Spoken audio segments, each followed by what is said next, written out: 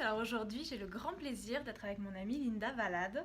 Donc on est à Drummondville au Québec et donc on sort d'une formation que Linda vient de donner en communication non verbale. Moi, ce qui m'a marqué, c'est justement que tu parles beaucoup d'humanisation, de communication, d'authenticité. Alors quand on pense à la communication non verbale, on pense souvent plutôt à ce côté décrypter ce que va dire la personne, les gestes qu'elle va faire pour peut-être des fois même dans un esprit de manipulation, de pouvoir lire dans les pensées.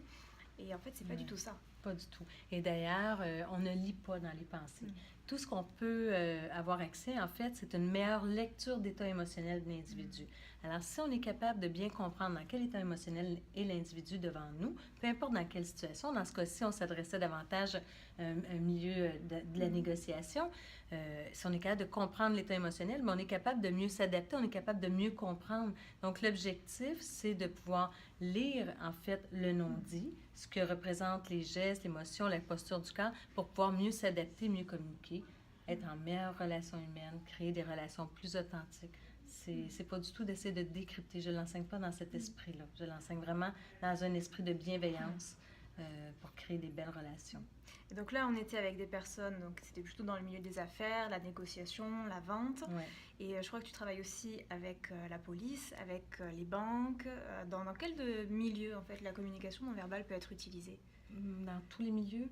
À partir du moment où nous sommes en communication, même les gens les dames qui sont à la maison, qui ne sont même pas au niveau du marché du travail, qui sont plutôt en relation avec leur enfant, on peut décrypter. La communication non verbale est dans tous les domaines.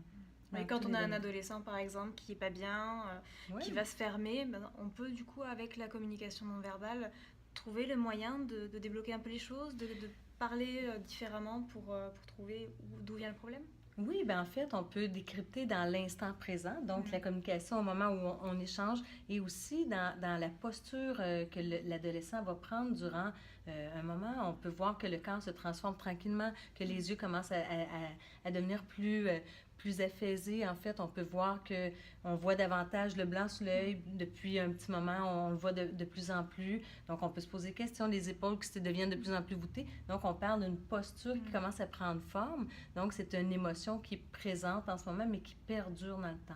Donc, on peut lire au niveau de la posture, en fait, au niveau de la statue de l'individu, au niveau de l'instant présent, donc le geste qu'on voit, au niveau des micro-expressions, ça, c'est vraiment pulsionnel au moment présent, une émotion qui est retenue, par exemple.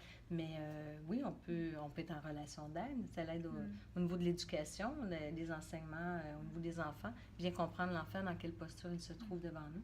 Donc, c'est dans tous les domaines, en fait, Mélodie. Et tu parlais de prendre sa responsabilité, en fait, dans la relation et d'utiliser la communication non verbale pour être, en fait, de meilleures personnes, de meilleurs communicants. Et au lieu de dire, ah oui, c'est de sa faute, c'est la faute de l'autre, donc je reste un petit peu à l'extérieur. Donc, toi, en fait, tu parles vraiment de... je vois cette posture qui change, donc je m'adapte, moi, pour être une meilleure personne. Oui, bien, si on prend l'exemple d'un rejet, on voit chez l'autre un rejet, on voit du mépris ou du dégoût. On a deux façons de réagir par rapport à ça. On peut se dire, ben, l'autre me rejette, alors je coupe le lien, je m'en vais. Ou on peut dire, mais l'autre me rejette, alors qu'est-ce qu'il y a en moi qui fait que la personne vit du rejet par rapport à moi? Et si j'en prends 100% la responsabilité, en fait, si je suis responsable à 100%, mais j'ai 100% de pouvoir aussi de transformer les choses. Alors que si je rejette la faute sur l'autre et je dis, ben, c'est lui qui méprise, c'est son problème, eh bien, je viens de perdre peut-être une possibilité d'avoir une belle relation avec cet individu-là. Donc, j'amène les gens vraiment dans la conscience que ce qui se passe chez l'autre, en fait, c'est le reflet de ma relation avec lui, tout simplement. Super. Bien, à très vite, puisque Linda viendra bientôt donner des conférences et des formations en France. Donc, tu en donnes aussi au Québec, évidemment. Oui. Donc, à très vite. À bientôt.